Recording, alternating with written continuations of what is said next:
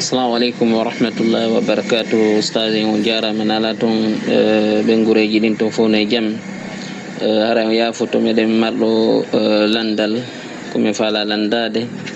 aray ko fiyo perte blanche ko aranta rewɓe aray ko honɗum woni ñawre muɗum ko honɗum haray woni ñawre muɗum disons si ɗum arani debbo haray ko honno guerrata aray ko landal ngal no. Assalamu aleykum wa rahmatullah. Wa alaikum assalam wa rahmatullahi wa barakatuh. Bismillahir rahmanir rahim. Alhamdulillahi rabbil alamin. Wassalatu wassalamu ala ashrafil anbiya'i wal mursalin. Nabiyina Muhammadin sallallahu alayhi wa sallam. Haray on hiwritama on hiwrama on taranama Allah jamɓe kisiye e ngal landal moɗon labangal. Haray musidɓe tedduɓe wonɓe en jentade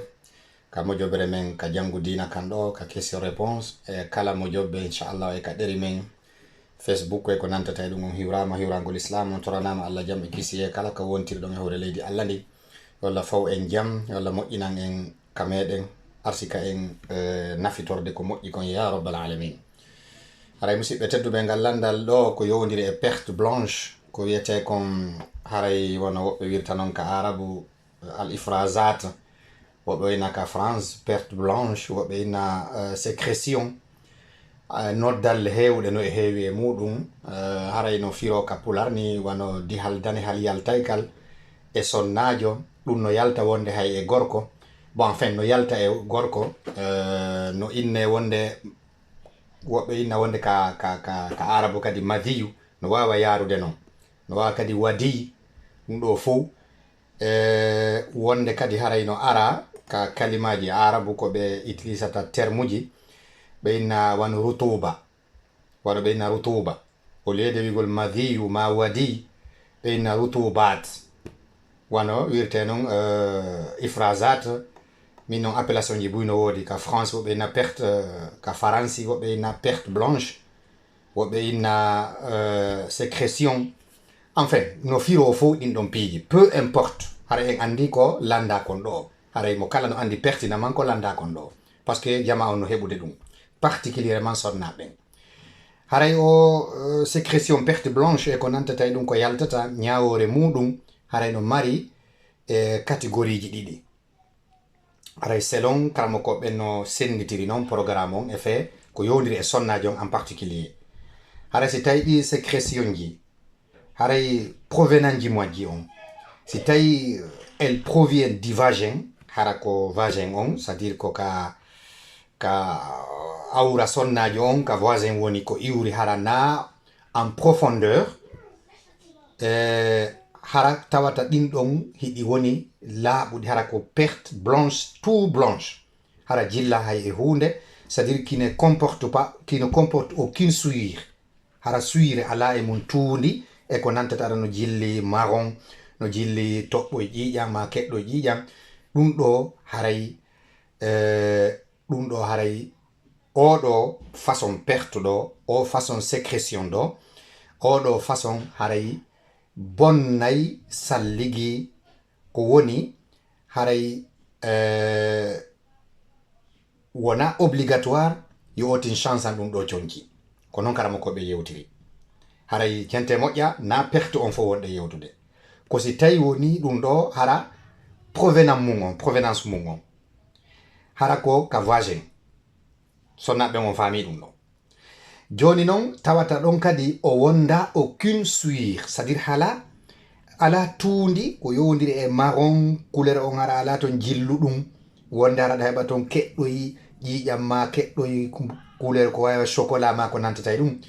haray si tel est le cas hara ko tout court blanche sécrétion blanche perte blanche haray ɗum ɗo on bonnay salligi on ko woni obligata sonnajo yo sansu conci makko ɗin ka memi ɗon amma si tawi sécrétion on ko ka vessie woni ko iwi ka vessie direct ka saku hum bawle ɗen hara ko ton iwi direct donc ta en même temps no wondi e souillure no wondi e tuundi conséquemment hara ko yowdiri kon e sonnajo on haray ɗum ɗon sonnajo la première des choses qu'elle est obligée lootugol partie ka memi ɗon ka conci makko ka memi ɗon e kala ko memi kon kadi ka ɓandu makko si tawi woni joni heddike wano memi mo busa ɗen takko awra makko on e ko nantata e ɗum ɗon haray non seulement o lootay c'est-à-dire o loota conci hikkodirɗi ɗin e ɓandu makko ko memi kon en fait ka memi ɗon juste haray o besoin e lootugol haray sino hedditi batte mum no ka ɓandu makko particulièrement ka awra ma ka buse ma ko nantata e ɗum haray ko yo o saƴƴo konti joni o saƴƴo o loota ɗum ɗon o loota batte ka memi ɗon ma o chansa conci ɗin ko tawi no newanimo o si tawi sattanaymo o loota juste beru ka memi ɗon ka conci o saƴƴo o salligito kadi est ce que en faami ɗiɗo noneji donc haray wiɗen si tawi ko perte blanche sécrétion on ko wonda aucune suire haray alda e tundi hay fus haray ɗum ɗo on na obligé yo sonnaji on sansu conci ɗin de toute façon bonnay salligi on haray ko ma o salligo so heɓi o perte ɗo deuxième catégorie ko tawata sécrétion on bon ko hattide wolde ko haratata ka vasin woni ko iwri juste ka sératoni e awra makko hara na en profondeur haray watti ɗon no wiɗen hara suire ala e muɗum ko perte blanche sécrétion blanche haray ɗon wiɗen annule salligi on koma o salligo si ɗum ɗon heɓimo ko woni obligatamo lootugol conci ɗin ma changegol conci ɗin na obligé haray yo change conci ɗin amma noon si tawi e o sécrétion ɗo o perte blanche ɗo ko ka vessi woni ko iwri haray ɗon ta en même temps kadi no wonde e tuundi haray ɗo on sonnaji on o lootay conci ɗin ka memi ɗon ma o itta ɗi few o chansa si tawi noon ni wi ma o loota haray o saƴƴo kadi o saƴƴo donc haray tentini si tawi woni hara no arde abondamment hara sécrétion ko abondante perte on ko abondante haray tawata ɗum ɗo ko en profondeur woni iwde wona ka vagin e tentini wano sonnaji on ko heewi kon si o jooɗike fi huntugol haaju makko hara ɗum ɗo aray moƴƴa abondamment donc haray ɗum ɗo on ko yo wattan hilla moƴƴa o saƴƴo ma surtout après huntugol haaju makko hurgo janama hurgo to soko tata ɗum ɗo aray e makko hara ko abondamment haray tigi tigi on ko yo wattan hilla si artoyi ɓaawo chansa conci ɗin o salligo o juula ma o loota batte ka memi ɗon ka conci makko o saƴƴo o salligo o juula inchallah donc haray ko ɗum ɗon oti duwa wadde kanko sonnajo on ɗum ɗo noon kadi siko gorko on kadi ɓay gorko kadi no heɓa ko woni fayda ko heewi kom yimɓe ɓe noddata ɗum ɗon perte blanche haray la plupart ko fireten ko ndiyam ɓowruɗan ndiyam danejan donc kala ko yalti kon ko wiyete ko madiyu attention na maniyu dey na maniyu fof no andi maniyu siko maniyu haray o tillotolol ngal ɗon na innugol ko salligi tum ko madiyu e wadiyu ko ɗiɗiɗi wonde yewde fimu madiyu dal toɓɓuɗo hay nde ñande en goɗɗo landike fi ɗum en woli ko yowdiri e worɓe ɓen e wadiyu hara ko daali almuhmala mo toɓɓa en faami donc haray ɗum ɗo kadi siko gorko la même chose o saƴƴoto e o sansa conci makko ɗin o salligo hiɗen andi noon la plupart haray ɗum ɗa ko heɓata ootin la plupart ko batte shahaw fijidugol e sonnajo makko haray ko wiyete kon ifrasataji ko heewi ko nanta do woni ka sonnajo on kay la plupart ɗum ko heɓata mo ko so tawi woni kanko e modi makko ɓe fiji hara shahaw heɓimo tigi tigi hara ɓe yidali e mbaldi ɗum ɗon la plupart ɗum yaltay ka gorko yaltay ka sonnajo haray o so'ay wondema kanko sonnajo la plus haray e di gorko ɗum no yalta e sonna ɓen indal mulaaba awi tafkiri fi amril jima si sonnajo fijidi e modi mum ma ɗum o miijitike fi modi makko fi mbaldi ndin la plupart yaltay e maɓɓe ɓuri siko worɓe ɓen haray noon ɗum ɗon ko najusun ko ittifaqan no fottana haray on ɗon ko yaltata ɗon kon aqiba ko wiyete ko almulaaba awi tafkiri fi amril jima ɗum ɗon haray ko soɓu ɗum wano wirɗen noon otin o lootay batte ka memi ɗon siko conci ɗin siko ɓandu ndun o salligito kadi e faami joni noon si tawi ko wadiyu ko wiɗen kon haray ɗum non ko ndiyam wiɗen ɓowruɗan tekkuɗan yaltayɗan ko la plupart batte bawle ɗum ɗon kadi ko soɓu ɗum karama ko ɓen no fottani ɗum tawata ɗen andi mani on kañum ɗum non ko danejum oɗo no mani attention wonde kadi goyi waɗen ɗon tanbi waɗen ɗon rappel